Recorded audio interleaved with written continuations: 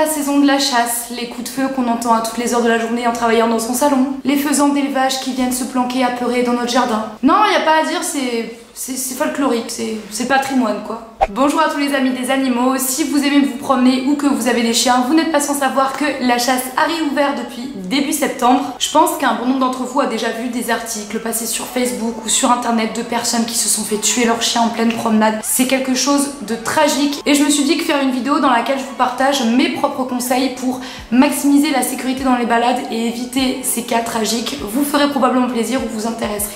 La première chose à faire bien évidemment c'est d'éviter de promener vos chiens dans des zones dans lesquelles vous voyez des pancartes écrites réserve de chasse, battu en cours ou chasse tout simplement. La meilleure façon d'éviter un danger c'est de ne pas s'y frotter et c'est d'aller le promener du coup loin dans une zone où la chasse est interdite. Mais certains d'entre vous sont peut-être entourés par des zones de chasse et ne peuvent pas promener leurs protégés tranquillement sans que le lieu soit squatté par les chasseurs. Puis on va se le dire entre nous, les chasseurs ne respectent pas toujours les zones qui leur sont dédiées.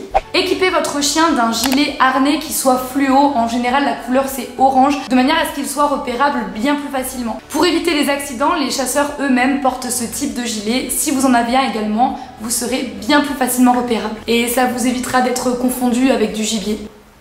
Gardez votre chien attaché, même avec une longe, vous pouvez essayer de la fabriquer vous-même si vous voulez pas en acheter une, mais ça vous permet au moins de garder toujours le contrôle sur votre chien, surtout si celui-ci a tendance à courir un petit peu après tout et n'importe quoi. Il suffit qu'il court derrière un gibier qui est pris en chasse par un chasseur, les accidents peuvent aller très vite. Si vous préférez malgré tout détacher votre chien puisque vous souhaitez qu'il court et qu'il se dépense, libre à vous. Si vous passez à proximité de chasseurs qui sont accompagnés de chiens, ayez le réflexe d'attacher le vôtre le temps de les dépasser. Les chiens de chasse ne sont pas toujours socialisés. Rappelez-vous qu'ils sont là pour travailler, qu'ils sont là pour chasser et ça m'étonnerait qu'ils acceptent avec plaisir de jouer à courser votre chien ou à jouer à la balle avec lui. Donc pour limiter les risques de bagarre et de blessures, le mieux est de garder le contrôle sur votre chien, en tout cas jusqu'à ce que vous les dépassiez. C'est pas marrant et ça peut être vite prise de tête autant pour vous que pour votre chien. Mais le temps de la balade, je vous conseille de mettre une petite cloche à son collier de manière à ce que les chasseurs puissent l'entendre de loin. Comme pour le gilet, ça indique sa présence et pour le peu que le chasseur soit un petit peu miro, on peut espérer au moins qu'au niveau des oreilles ça fonctionne.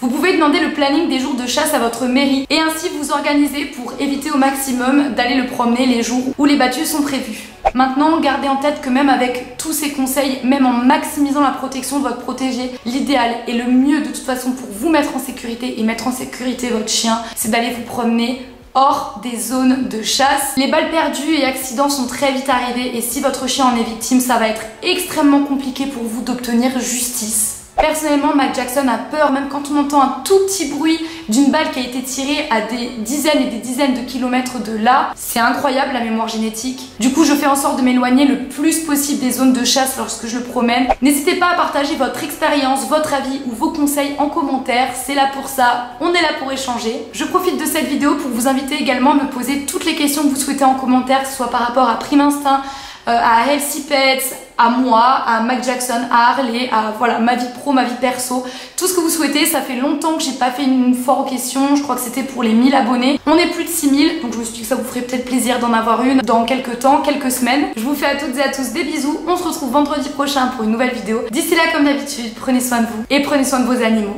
Bye bye.